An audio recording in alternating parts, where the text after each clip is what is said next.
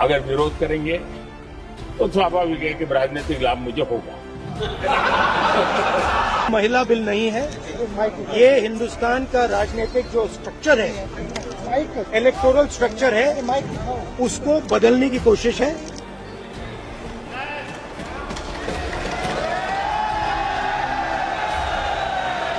देश का महिलाओं को अब सम्मान अधिकार देने का जो बिल है उसको विपक्ष ने साथ नहीं दिया। नमस्कार, न्यूज 7 हिंदी में आप सभी का बहुत बहुत स्वागत है। मैं हूं मधुमिता। महिला आरक्षण बिल के लोकसभा में गिरने के बाद देश की सियासत गर्मा गई है। विपक्ष इस कवायद को सत्ता पक्ष की साजिश करार दे रहा है, तो वहीं सत्ता पक्ष इसके लिए विपक्ष को दोषी ठहरा रहा है। इस तस्वीर को देखिए। इस तस्वीर में बीजेपी के दिग्गज नेता दिल्ली में राहुल गांधी की आवास के बाहर जोरदार प्रदर्शन करते हुए नजर आ रहे हैं। साथ ही उनका पुतला भी फूंकते हुए दिखाई दे रहे हैं। इस दौरान पुलिस ने बीजेपी सांसद बांसुरी स्वराज समेत कई दिग्गज नेताओं को हिरासत में लिया। दोस्तों, भारतीय राजनीति में ऐसा कम ही देखने को मिलता है जब सत्ताधारी खुद सड़क पर जाकर विरोध करता हो और विपक्ष शांत हो। महिला आरक्षण बिल के पास न होने के बाद देश भर में विरोध प्रदर्शनों का सिलसिला तेज हो गया है। पटना, बेंगलुरु, जयपुर, भोपाल समेत कई शहरों से प्रदर्शन की खबरें सामने आई हैं। दूसरी तस्वीर देखिए। नारी के सम्मान में,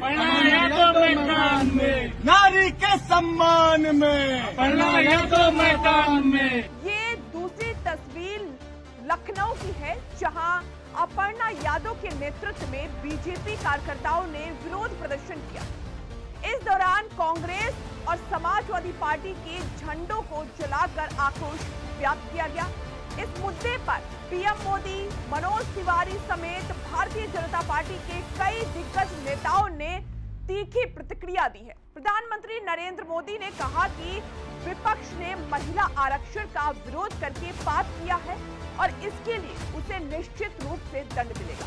भारत की महिलाओं ने देखा कि कैसे कांग्रेस, तृणमूल कांग्रेस और द्रमुक जैसे दलों ने हमारी नारी शक्ति के खिलाफ अपनी स्वार्थ भरी राजनीति का जश्न मनाया। पीएम मोदी ने आगे कहा कि नारी शक्ति बंधन के विरोध का एक प्रमुख कारण वंशवाद वाली पार्टियों में डर। उन्हें चिंता है कि अगर महिलाओं को सच में मजबूत बनाया गया तो उनके लीडरशिप स्ट्रक्चर को चुनौती मिल सकती है। वे नहीं चाहते हैं कि उनके अपने परिवार के बाहर की महिलाएं आगे बढ़ें। आज भारत का हर नागरिक देख रहा है कि कैसे भारत की नारी शक्ति की उड़ान को रोक दिया गया, उनके सपनों को बेरहमी से कुचल दिया गया। मनोज तिवारी की भी प्रतिक्रिया आई है। सर, मेरा मन बहुत रो रहा है।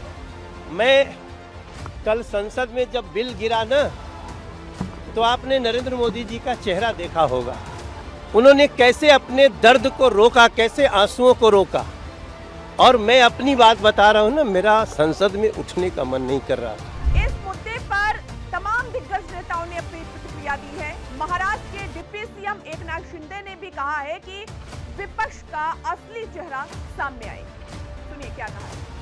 महिला आरक्षण बिल पहले रखा था, उनका दिखाने का चेहरा और असली चेहरा वो सामने आया है और पूरी तरह देश की महिला विरोधी।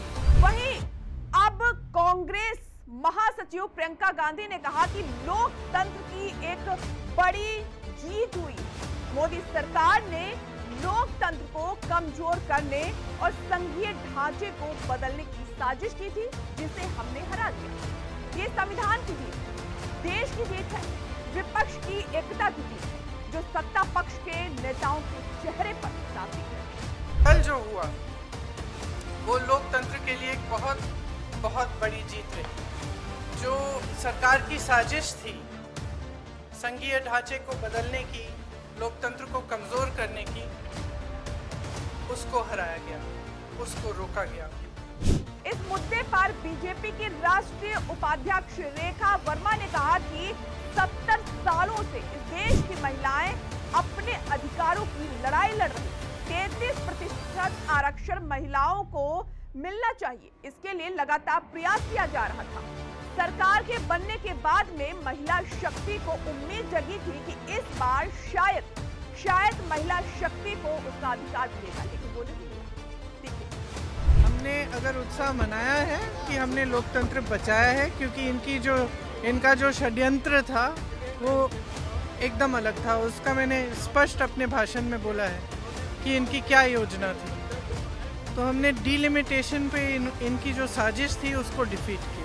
बता दें दोस्तों कि 2014 के बाद पहली बार मोदी सरकार किसी बिल पर स्पष्ट बहुमत नहीं जुटा पाई। अब बड़ा सवाल ये है, क्या ये महज हार है या एक बड़ा पॉलिटिकल मोमेंट? दरअसल नारी शक्ति वंदन अधिनियम से जुड़ा संविधान संशोधन पर वोटिंग के दौरान शुक्रवार रात लोकसभा में कुल 528 सांसद मौजूद थे।